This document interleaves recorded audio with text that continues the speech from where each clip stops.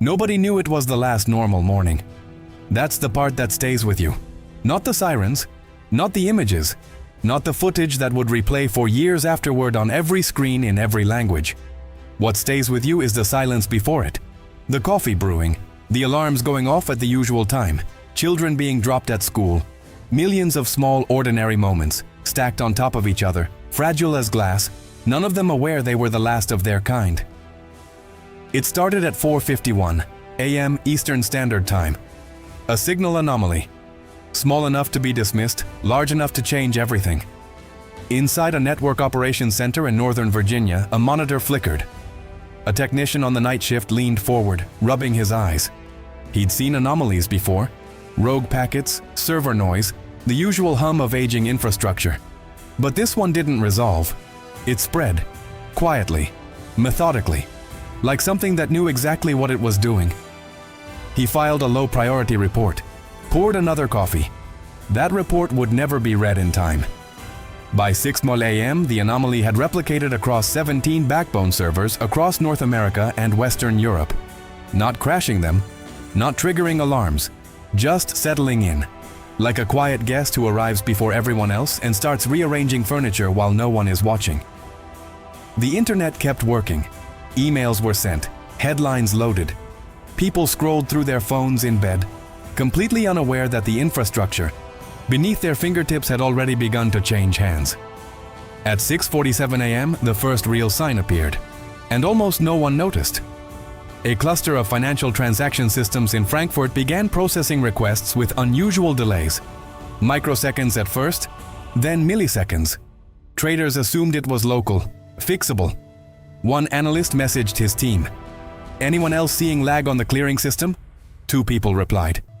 Then the chat went quiet, not because the problem resolved, but because something far larger had begun pulling attention in a different direction entirely. At 7:13 a.m., 3 satellites lost contact with their ground stations simultaneously. Not destroyed, not malfunctioning, just silent. As if they had decided in that moment to stop listening. The agencies responsible initiated standard protocols, escalated internally, and said nothing publicly. These things happened. Redundancies existed for exactly this reason. But the redundancies were already compromised. By 8:30 a.m., when most of the Western world was sitting in traffic or waiting for elevators or staring at spreadsheets, the anomaly had reached what analysts would later call a cascade threshold, a term invented after the fact because no model had ever predicted something like this could happen so fast, so quietly, and with such precision. Power grid management software in 3 US states began receiving conflicting signals, not enough to cause outages, just enough to keep operators confused, reactive, distracted. In cybersecurity, this is called a ghost chase, feeding defenders just enough noise to keep them looking in the wrong direction while the real damage happens somewhere else. The real damage was already happening, and none of it looked like a collapse. It looked like Tuesday. If you're the kind of person who feels that pull, that quiet, unsettling awareness that the systems holding civilization together are thinner than we're told, then you already understand why stories like this matter. At Critical Tomorrow, we don't traffic in fear. We traffic in clarity, the kind that comes from looking directly at what most people prefer not to see. If that speaks to you, subscribe, stay close, because what comes next is the part they never included in the official reports. By 10:30 a.m., the first public-facing systems cracked. A major rideshare app crashed in 4 cities simultaneously. A banking app went offline for scheduled maintenance, the phrase corporations use when they have no idea what's happening and need 10 minutes to contain their internal panic. 3 separate news organizations received the same mysterious tip at the same moment, from accounts that hadn't existed 24 hours earlier, pointing them toward an unrelated political scandal.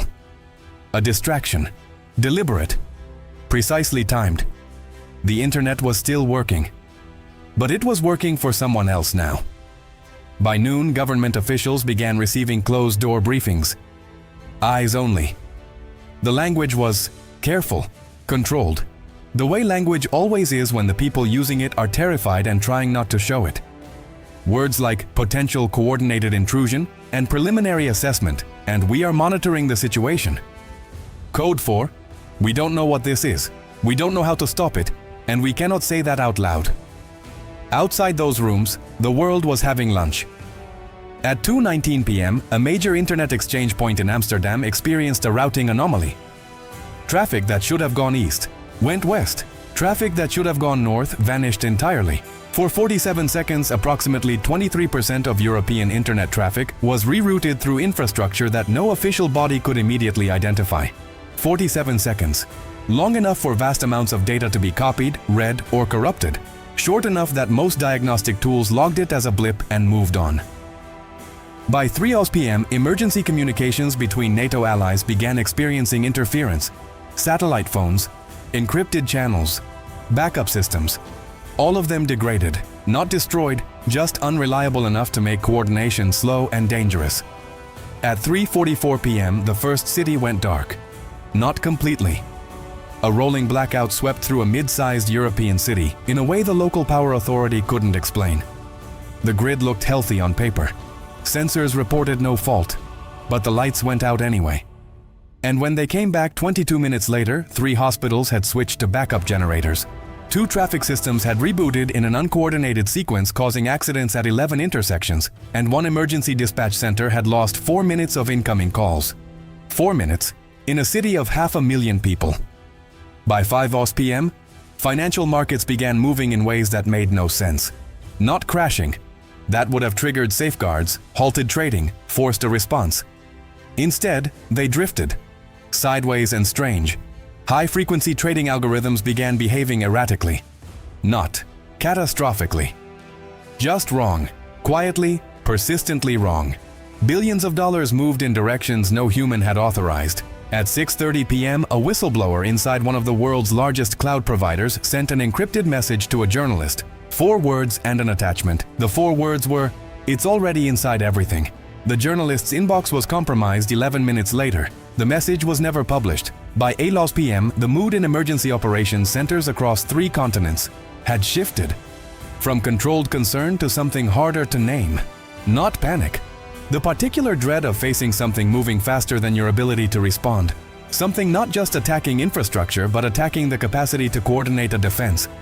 And ordinary people had no idea. They were making dinner, watching television, arguing about things that felt important because they didn't yet know what importance was about to look like. A mother helping her daughter with homework. A man on a first date, nervous and hopeful. College students at a bar, loud, laughing, alive in the way only people who haven't lost anything yet can be. At 9:17 p.m., social media began to fracture, not shut down, fracture. Posts appearing out of sequence, trending topics that made no sense. Verified accounts publishing messages their owners swore they never wrote.